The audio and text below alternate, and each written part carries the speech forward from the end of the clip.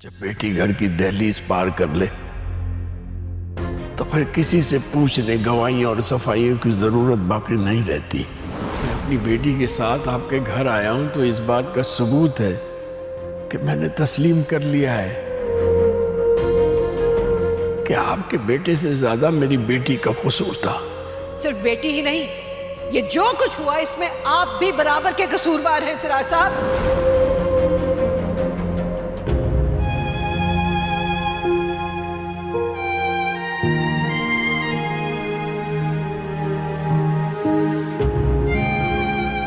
रोने से सिर्फ दिल का गुबार धुलता है। अब तुम्हें रोने की नहीं, आंखें खोलने की जरूरत है बेटा। क्या मोहब्बत का यही सिला मिलता है? मोहब्बत का सिला तो सिर्फ मोहब्बत होती है, ये तो सजा है। सजा? वालिदैन की नाफरमानी की सजा, जो तकरीबन हर उस लड़की को मिलती है जो अपने वालिदैन की इज्जत रोन कर अपनी खुशियां तलाश करने निकलती, पर निशाने इबरत बन जाती है। मैं आपको पहले भी बता चुकी हूँ कि काशान ने मुझे ब्लैकमेल किया था। मैं घर से नहीं भागी थी और ना ही मैंने अपने माँ बाप की नाफरमानी की थी। अब ये सब बताने का फायदा? ये बात तो घर से निकलने से पहले अपने वालिदैन को बतानी थी या फिर मुझे आके बताती। शिकारी के जाल में फंस जाने के बाद परिंदे के फड़फड़ाने का कोई फायदा नहीं होता। वो ही नाफरमान है शायद, या फिर तुम्हारे घर से कोई आया। मैं देखती हूँ।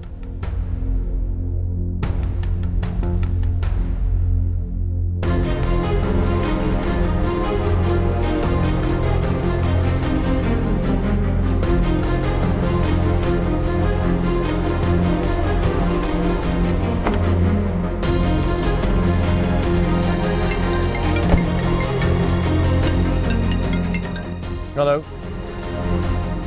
क्या?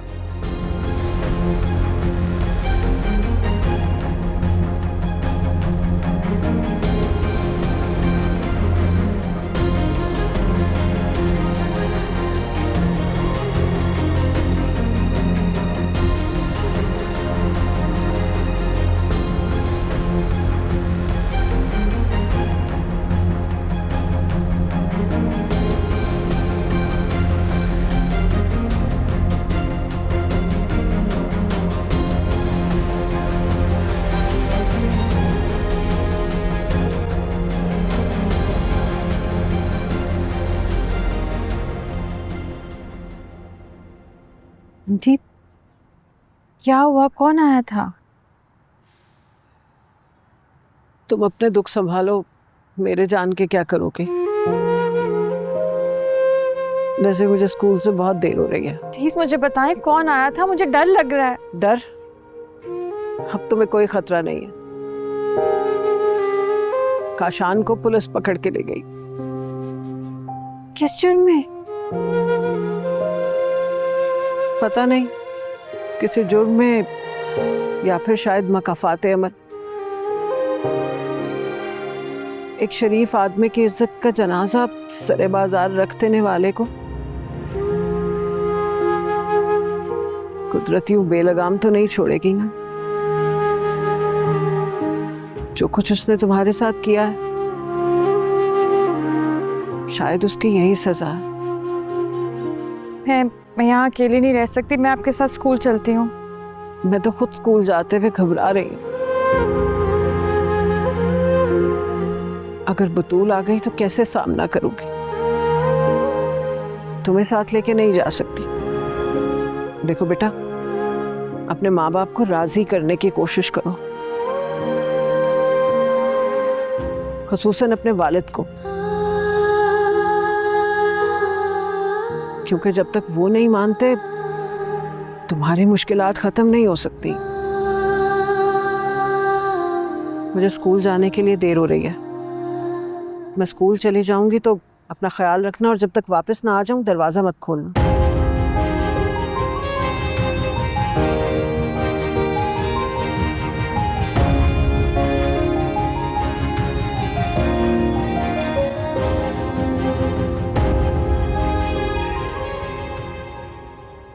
क्या हुआ है? अभी तो तुम गए थे और अभी वापस आ गए।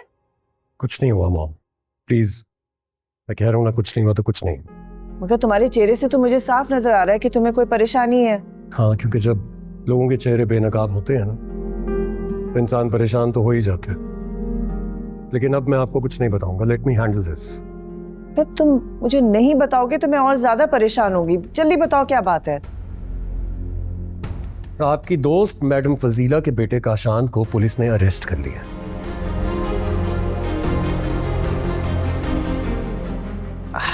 अच्छा, किस जुर्म में? किस जुर्म में? एक मस्जिद पे डाका डाला है उसने। काशान और डाका? प्लीज माँ, प्लीज ऐसे मत बिहेव करें जैसे आपको उसके सस्पिशियस किरदार के बारे में कुछ नहीं पता था। मुझे तो वो पहले से ही मशकूक लगता था। तो तुम क्यों काशान के अरेस्ट होने पे परेशान हो रहे हो? तुम्हारा उससे क्या वास्ता? क्योंकि जब मीडिया में ये बात आएगी तो सबसे ज्यादा आपका नाम उछाला जाएगा। सबसे ज्यादा बदनामी आपकी होगी कि आपकी दोस्त के बेटे काशान ने ये घटिया हरकत की है।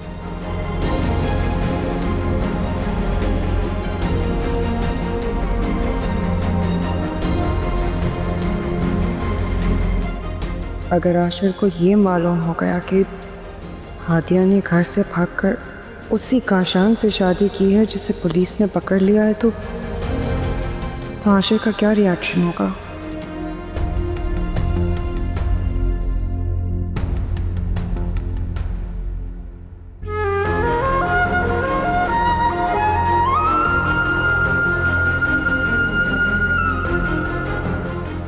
इतने से पैसों से क्या होगा अब्बू? साहिल भाई और आपे के 2-2 सूट आएंगे बस।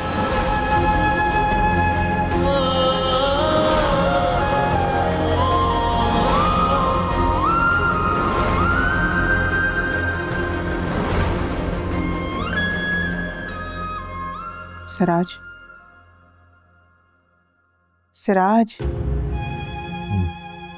कुछ खा तो लीजिए, कुछ नाश्ता कर लें। कहा ना किसी चीज की ख्वाहिश नहीं है।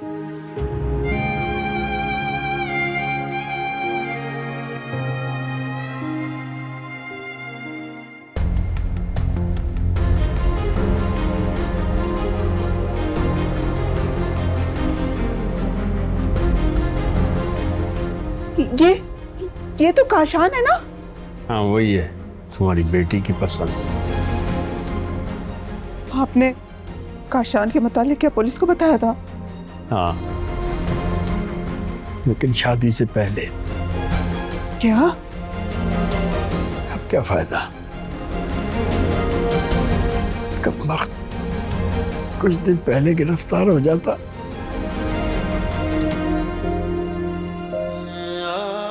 तो मेरी बेटी और इज्जत दोनों बच जाते। ये मेरी बच्ची पे क्या मुसीबत आ गई?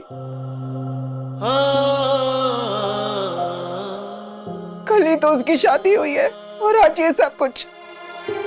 कैसी मुसीबत? ये कांटों भरा रास्ता उसने खुद चुना है। सिराज, आपने ये बहुत गलत किया। आपको ये नहीं करना चाहिए था। मुझे क्या पता था कि पुलिस इस बार भी हमेशा की तरह लेट पहुंचेगी। क्या होगा?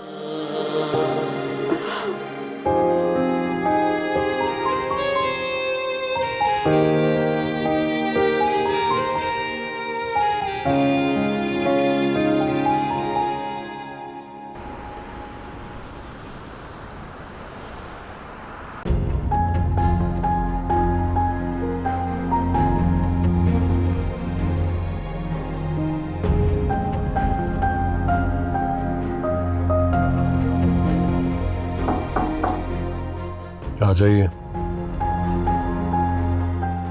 जी सर। हाँ नौशीन, वो साहिल को तो बुलाए जरा यहाँ पे। सर साहिल तो 1 वीक के ऑफ पर है, उनकी शादी है। हाँ, मेरे माइंड से निकल गया था। सर आपकी भी तो शादी थी, लेकिन आज आप ऑफिस में।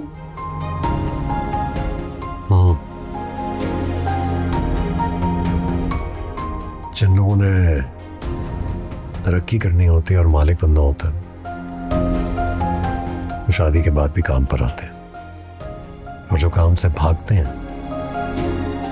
सारी जिंदगी मुलाजमत करते हैं। यही फर्क होता है एक मालिक और एक मुलाजिम में। सॉरी सर, मुझे लगा शादी के बाद भी कुछ दावत वगैरह होती है, इसलिए आपसे पूछ लिया। इट्स ओके, आपका कसूर नहीं है। आप जाइए और साहिल को कॉल कीजिए और उससे कहें कि कल से ऑफिस वापस आए। बहुत हो गया शादी शादी। Okay sir. Thank you.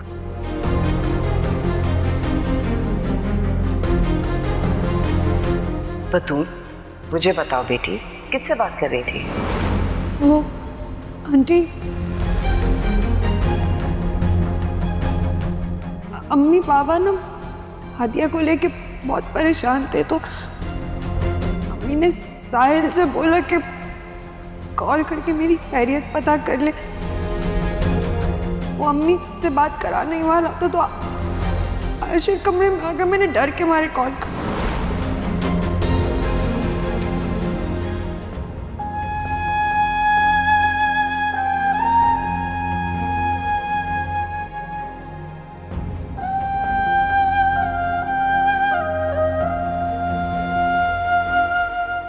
मुझे माफ कर दो बेटा, मैं शर्मिंदा हूं तुमसे। मामू जान, आप क्यों मुझे शर्मिंदा किए जा रहे हैं? जो नसीब में लिखा होता है ना, इंसान को वही मिलता है। ठीक कह रहे हो। मुकद्दर से ज्यादा और वक्त से पहले तो कभी कुछ मिला ही नहीं है ना। वो सही कहा तुमने। मुकद्दर और नसीब ही की तो बात है।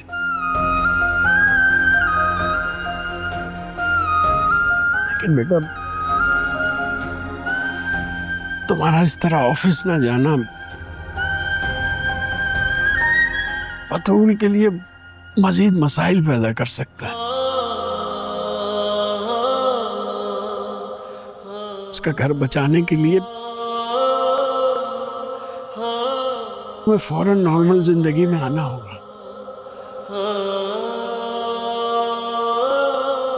तुम्हें चेहरे पे वही पुरानी मुस्कुराहट लानी होगी जैसा कुछ हुआ ही नहीं। और बतूल की तुम्हारे नजदीक कोई अहमियत नहीं है। जी। कल से तुम ऑफिस जाओगे। तुम्हारा ये उतरा उतरा चेहरा और ऑफिस से गायब रहना आशिर के दिल में कई किस्म के शक पैदा कर सकता है, जो बतूल की जिंदगी को और तल्ख बना देंगे। हादिया के साथ जो कुछ होगा वो तो होगा। उसे हम उसके किए की सजा समझकर कबूल कर लेंगे। लेकिन बतूल, उस बेचारी ने जो कुछ किया उसने तो बाप की इज्जत बचाने के लिए किया ना।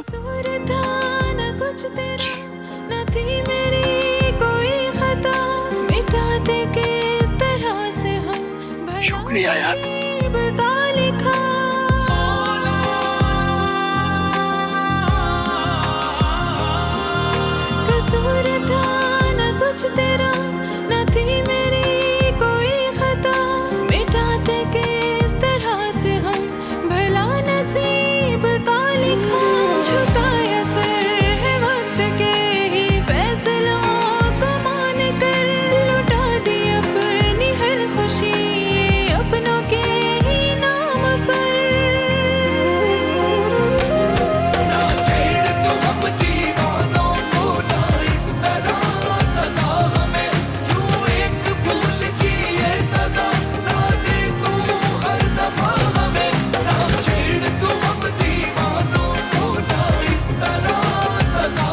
अरे कितनी खुशकिस्मत है ना बतूल, कितने अमीर कबीर घर में शादी हुई है। हाँ, गाड़ी भी करोड़ों की।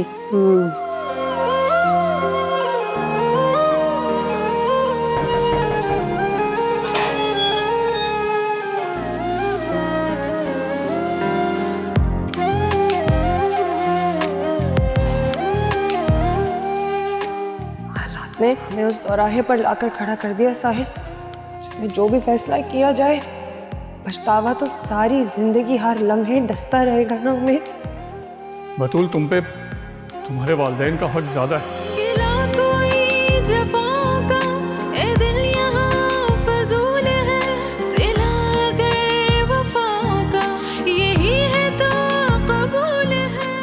तुम झेलोगे मेरे बगैर? और हमें ये कुर्बानी देनी है। नहीं, मैं तुम्हारे बगैर जिंदा रहने का सोच भी नहीं सकती।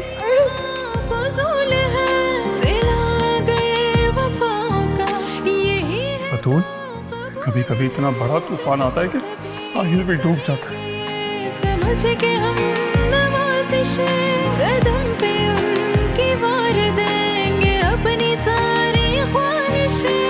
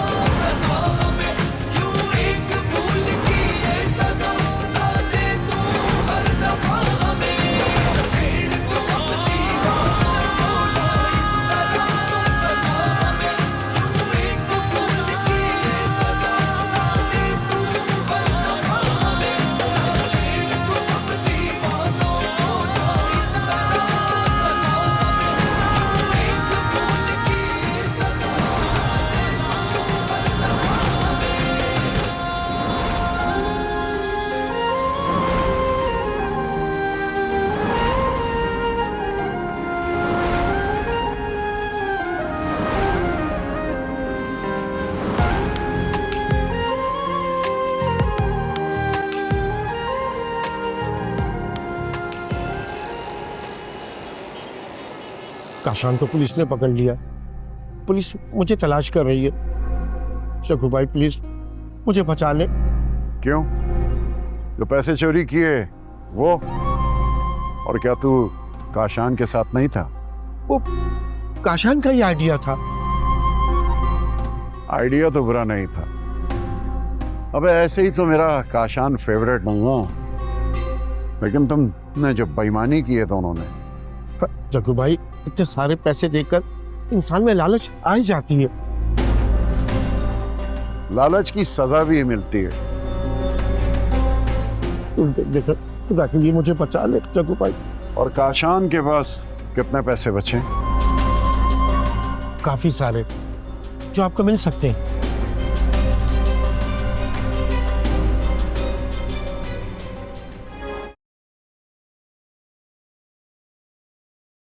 बतूल,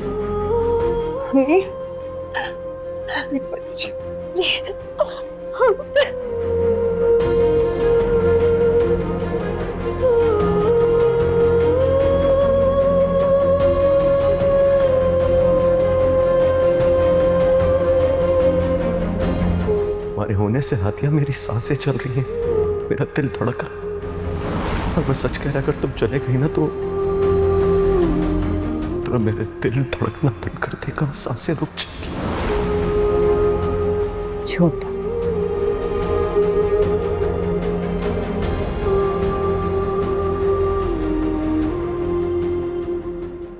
जिसके लिए पूरी दुनिया को झूठा कहा, उसका झूठा साबित होना बहुत तकलीफ से होता है हादिया।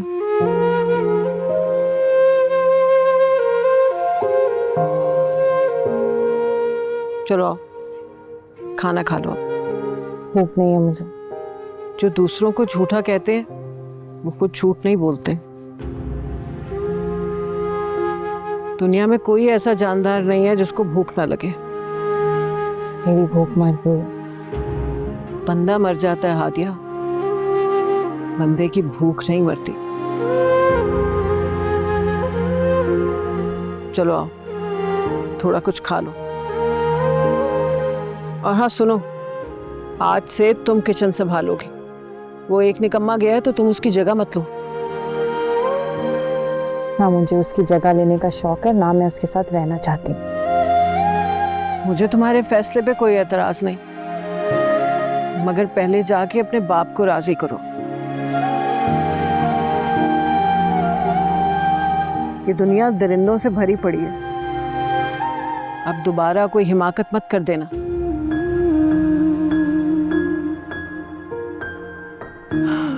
मैं चाहती हूं कि तुम यहां से निकलो तो सीधा अपने बाप के घर जाओ। औरत के लिए साहिबान बहुत जरूरी होता है। चलो छोड़ो, आओ खाना खा लो, ठंडा हो रहा है।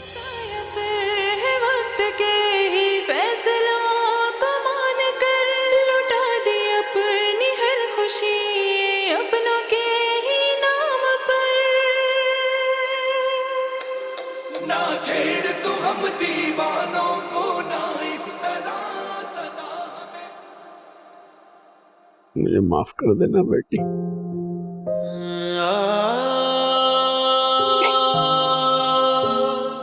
मैं तुमसे शर्मिंदा हूं। पापा, ये आप क्या कर रहे हैं?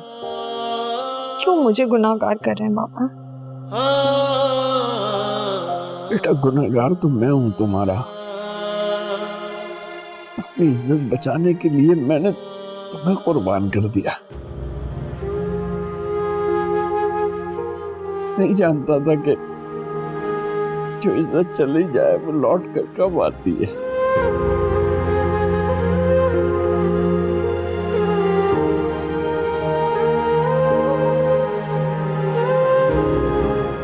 बाबा, मुझे वहां बहुत इज्जत मिली है। मैं खुश हूं। शायद यही बेहतर था मेरे लिए। लेकिन बेटा मेरे दिल पे बहुत बोझ है कि मैंने तुम्हारे साथ अच्छा नहीं किया।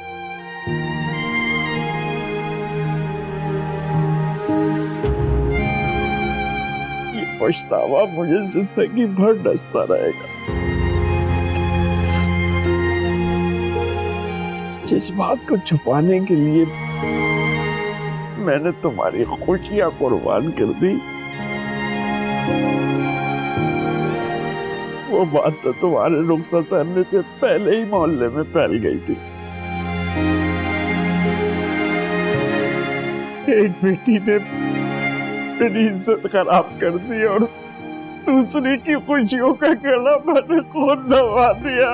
ये मैंने क्या किया मैंने ये। प्लीज प्लीज बाबा, बाबा जो हो गया वो अल्लाह की रजा से होना ही था। बस आप यूं टूटे तो मत, परेशान ना हो। अगर आपको कुछ हो गया तो मैं क्या करूं?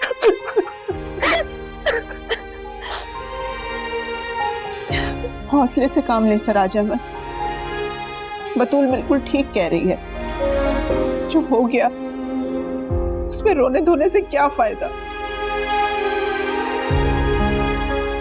जब तुम्हें देखता हूँ ये पछतावा और बढ़ता जाता है। तो इसका मतलब मैं आपसे मिलने ना आया करूं? नहीं बेटा, ये भी तो नहीं कह सकता मैं। तुम्हें ना देखूं तो मर जाऊं, और तुम्हें देखता हूं तो मर जाने को जी चाहता है। खुदा के लिए अब बेटी को परेशान मत करें।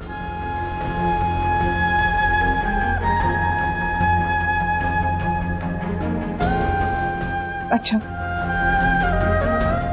तुम बताओ बेटा, ससुराल में सब ठीक है ना? उनका रवैया ठीक है ना तुमसे?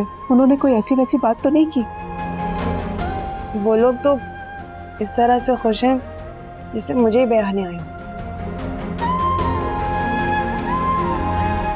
यानी सरबत बेगम वैसी ही हैं जैसे दिखाई देती हैं? बहुत अच्छी। नहीं, उससे भी बढ़कर एक अजीम औरत है। मैं समझिए सही मायनों में एक माँ है वो।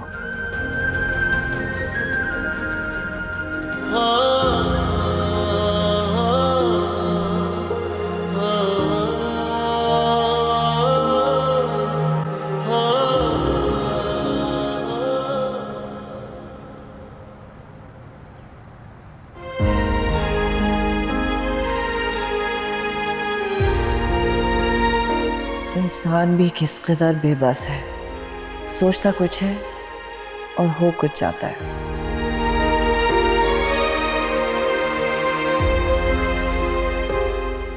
क्या हुआ है मामा? परेशान क्यों हैं आप? खत्म कब होंगी आपकी परेशानियां? बेटा, इंसान खत्म हो जाता है, मगर ये बाकी सब चीजें, खुशियां और गम, ये तो जिंदगी के साथ चलती ही रहती हैं। तो आप क्या चीज परेशान कर रही है आपको? तुम? मैं? हाँ, तुम यूनिवर्सिटी क्यों नहीं गई आज? मैंने तो 2-3 दिन की छुट्टी ली थी, भाई भाभी के साथ टाइम स्पेंड करूंगी, वो दोनों ही चले गए।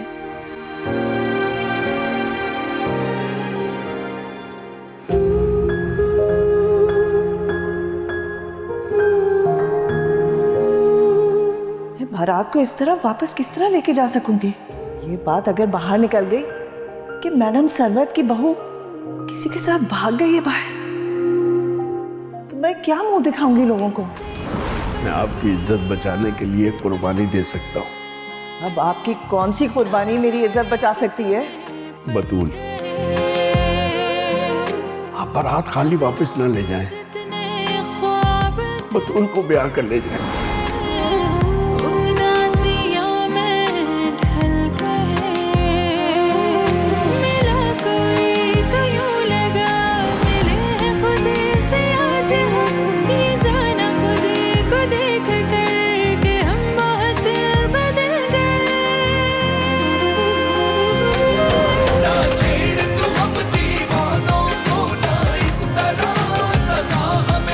जिस बात को छुपाने के लिए मैंने तुम्हारी खुशियां कुर्बान कर दी, वो बात तो तुम्हारे रुखसत होने से पहले ही मोहल्ले में फैल गई थी।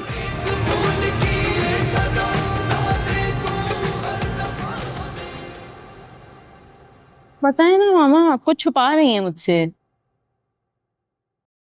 जो कुछ हो रहा है तुम्हारे सामने ही हो रहा है बेटा, अब क्या छुपाना? कहीं भाभी को ये तो नहीं पता चल गया कि भाई मनाहिल को पसंद करते थे?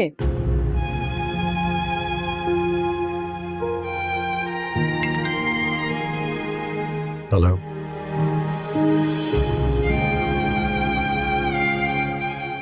कौन मनाहिल?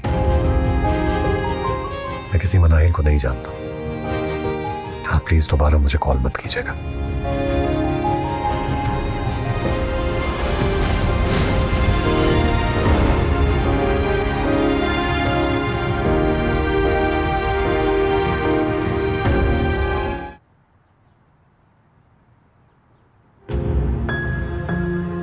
जब हकीकी जिंदगी से चली गई फिर ख्याल में क्यों आती हूँ? तुम्हें समझाने आई हूँ। दिल में बसे लोग ख्यालों में भी आते हैं और ख्वाबों में भी।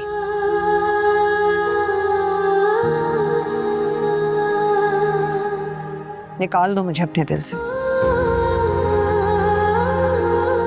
तुम भी पुरसुकून हो जाओगे और मैं भी बर्बादी से बच जाऊंगी।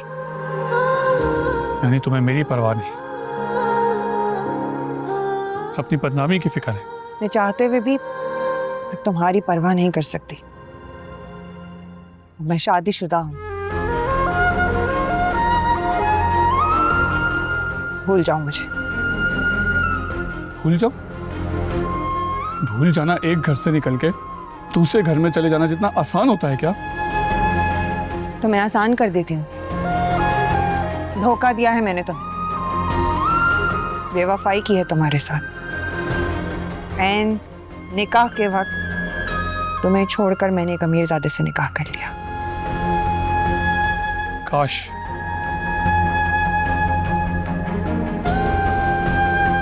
काश कि तुमने ऐसे ही किया होता। ऐसा ही किया है मैंने। आशिर के साथ शादी से मैं इनकार कर सकती थी कि मैंने एक अच्छी अपॉर्चुनिटी देखी और उस मौके को गवाया नहीं। काश कि मैं तुम्हारे इस झूठ को सच समझ सकता। तो फिर जाओ अपना सच जाकर बता दो आशिर को, ताकि जो कल रात तुम्हारी कॉल की वजह से मेरी थोड़ी बहुत बर्बादी में कसर रह गई है ना, वो भी पूरी हो जाए।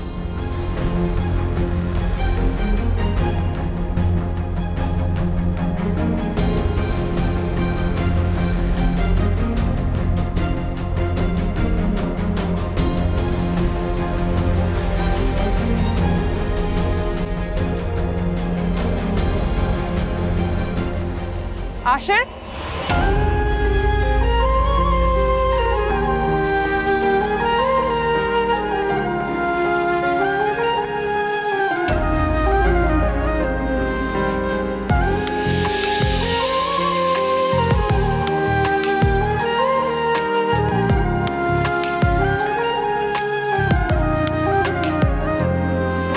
गिला कोई जफाओं का आशिर, यहाँ फजूल है, सिला अगर वफाओं का यही है तो कबूल है।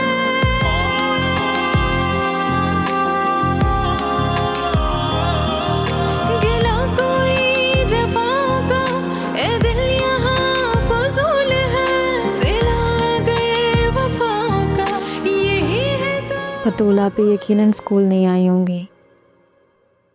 बतूल ने आके स्कूल क्या करना, इतने बड़े घर में शादी जो हो गई है उसके। वो लोग कहाँ आप ही को जॉब करने देंगे।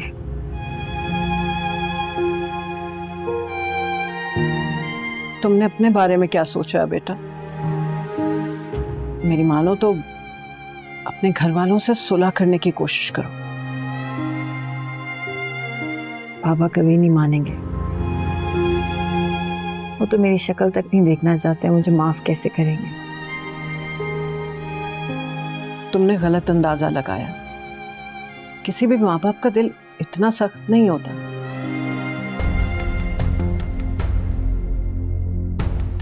मुझे लगता है बेटा शायद तुम्हारे घर से कोई आया। आपको हमेशा ये क्यों लगता है कि मेरे घर से कोई आया होगा? ये ख्याल क्यों नहीं आता कि आपका अपना बेटा आया होगा? पहली बात तो ये कि उस पे जो केसेस हैं बहुत संगीन रंगत के हैं, इतनी जल्दी जमानत नहीं होगी उसकी। और दूसरी बात ये कि अगर वो आ भी गया तो उसने मुझे दुख ही देना। मैं देख के आती।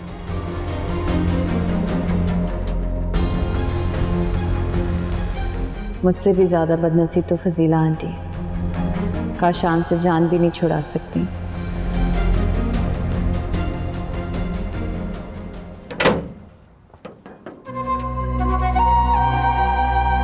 अस्सलाम वालेकुम। तुम कैसे आ गए? क्या मतलब कैसे आ गया? आपको क्या लगता था मैं हमेशा के लिए जेल चला गया? नहीं, मुझे अपनी बदनसीबी पे पूरा पूरा यकीन था।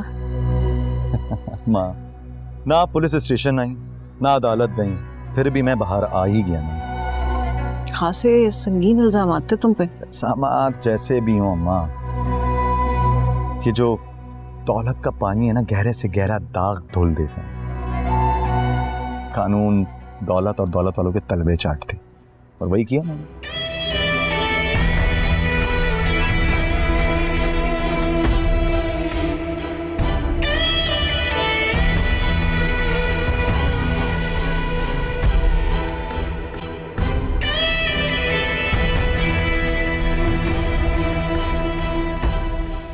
मैंने कहा था ना, मनू से ही, मनू से ही।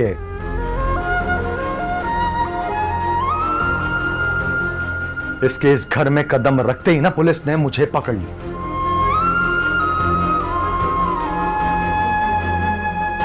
और आज तक पुलिस की जरूरत नहीं थी मुझे हाथ लगाने की। शादी से पहले तो तुम कुछ और कहते थे।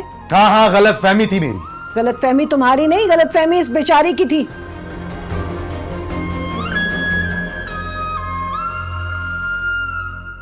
जिसने तुम जैसे शख्स पे एतबार करके सारी दुनिया की नजरों में खुद को बेएतबार कर लिया है।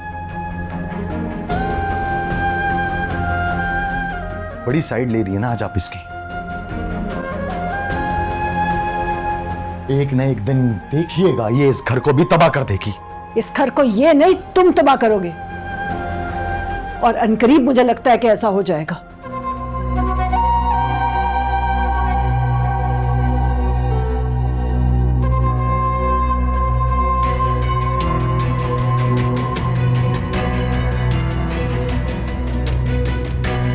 इस घर में अगर रहना है ना तो मेरी मर्जी से रहना होगा। जाओ जाके अपने बाप और बहन से बोलो कि मेरे पैर पकड़े और मुझसे माफी मांगे।